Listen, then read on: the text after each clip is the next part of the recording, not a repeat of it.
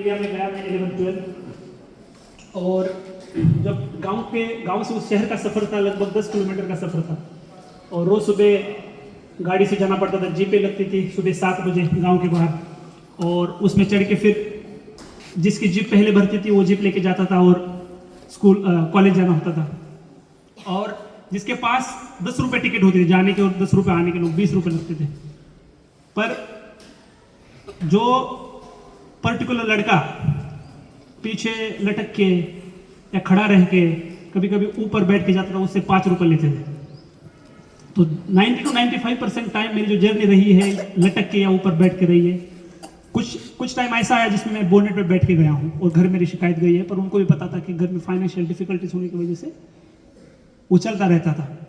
और 10th में मैं भले ही मेरे गांव में था, 95% आए, मैं टॉप आया, बट जब मैं नियर बाय गांव में गया तो मेरी कंपटीशन बढ़ गई। नियर बाय एरिया से लगभग सेमी इंग्लिश वाले और होशियार वहाँ स्टूडेंट आ गए, बट मेरे अंदर था कि मैं करूँगा। मेरे ऊपर मेरा खुद का बिलीफ था कि मैं पढ़ाई करूँगा और यहाँ भी नंबर लाऊंगा। 11th में मेरा 5th रैंक आया, फर्स्ट रैंक नहीं आया। 97.87% मार्क मिले मुझे। पर उस टाइम मैंने खुद को कभी नहीं बताया कि मैं लटक के आ रहा हूँ, घर वापस जा रहा हूँ, माँ सब्जी बेच रही है, उसके बाद मैं गांव में जाके इवनिंग में सब्जी बेच रहा हूँ। 12th तक घर में लाइट नहीं थी। फर्स्ट चाइना मोबाइल आया था, मुझे खुद मोबाइल मिला मैं जब ग्रेजुएशन में गया, वो भी चाइना सैमसंग वाला। पर ये चीज़ें मैंने कभी खुद को नहीं बताई कि इस वजह से तेरा 5th आया है। मैंने खुद को बताया कि मैं अगली बार मेहनत करूंगा, ये जो डिफिकल्टीज है इसके ऊपर मात करूंगा। जब ऊपर बैठ के जाता था तो 12th में फिजिक्स 2 रिवाइज करता था।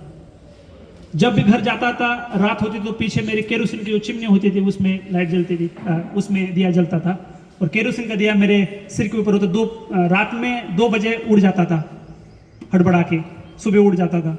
इस तरह से पढ़ाई की, खेतों में जाता था खेतों में पढ़ाई करने के लिए। और इसके एंड में 12th में मेरा 91% लेके मैं वहां से टॉप आ गया।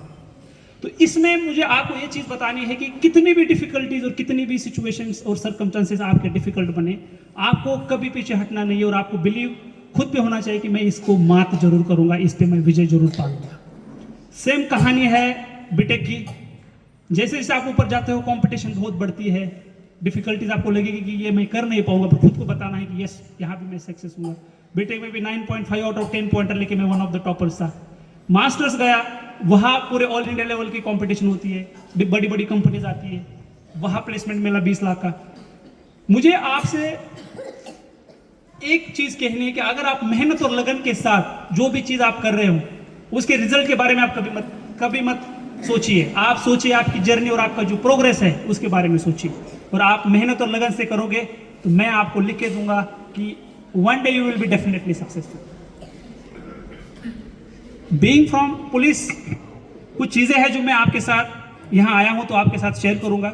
बाकी जो प्रेजेंटेशन थे आपके, वो जो डेमोज थे, मैं उनसे काफ़ी कुछ इम्प्रेस हूँ। और जिस तरह से ये स्कूल ऑर्गेनाइज कर रहा है मैं उनको बहुत बधाई देता हूँ, क्योंकि वो वाकई बधाई के पात्र है, क्योंकि ये बहुत रेयर चीज़ है और इससे काफ़ी कुछ इनमें, और जो फ्यूचर में जाके आप देखोगे तो इसे जरूर आप याद करोगे। क्योंकि जो छोटी छोटी चीज़ें हैं, जैसे 11th से मैं 12th गया था और उसके बाद पूना में फिनोलेक्स कंपनी ने स्पॉन्सर किया हुआ एक रिसर्च एक वीक था, जिसमें एक हफ्ते के लिए गए थे हम पूना।